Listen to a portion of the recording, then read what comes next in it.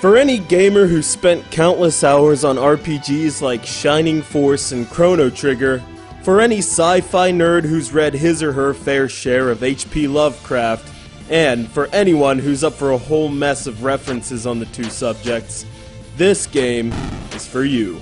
Indie game development outfit Zeboyd Games, developers of like-minded RPG tribute Breath of Death 7 The Beginning, proudly presents a delightful take on the world of nerdiness with its production of Cthulhu Saves the World, and the title is just the beginning of an introduction to a world populated with stereotypical NPC dialogue and top-down third-person perspectives.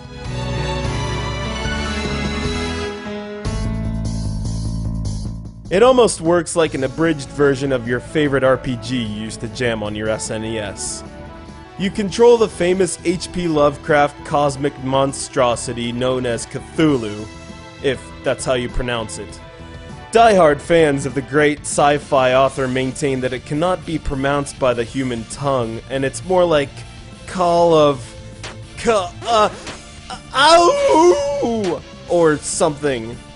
So, the evil cosmic monstrosity that is now the subject of many cute stuffed animals and fanfictions has finally hitched up the work ethic to cause insanity and terror among humankind once and for all. But he has a small problem. Some squeaky clean hero type has sabotaged Cthulhu's plans, and suddenly the tentacled fellow finds himself washed up on shore, devoid of all his horrible powers. The silly narrator says a little too much in his opening description, however, and Cthulhu finds out through eavesdropping that he must do the impossible and become a true hero to get his monstrous powers back. That's right, he has to save the world in order to destroy the world.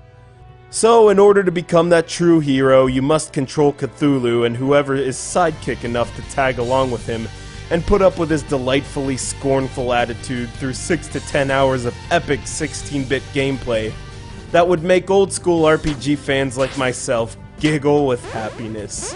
If there's anything I like about the indie game explosion released via Steam or Xbox Live, it's the amount of fan service that caters to those that still look back nostalgically at 16-bit dungeoneering, fighting monsters, and stumbling across treasure chests that give you that extra edge through your adventure.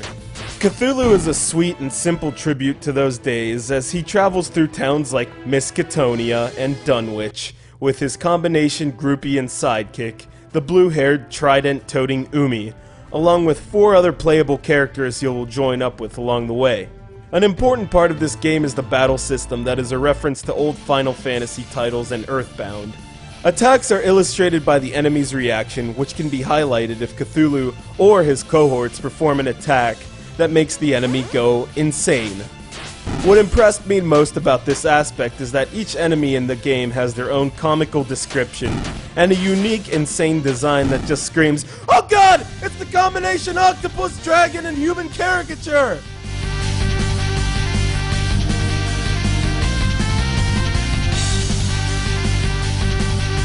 Sound and music is tailor-made for the retro RPG fan, and I've walked away from playing this game multiple times, incessantly whistling the wonderfully catchy battle theme. Although the less seasoned nerd may miss the myriad references to Lovecraft's work, and even as far as a tribute to Tetsuya Nomura and his Beltmen, Cthulhu Saves the World is an extremely likable work that will have you laughing out loud through an action-packed satire that everyone can get into. Even if you can't pronounce Glui, Noglonafa, Cthulhu earlier, Wagnagftan.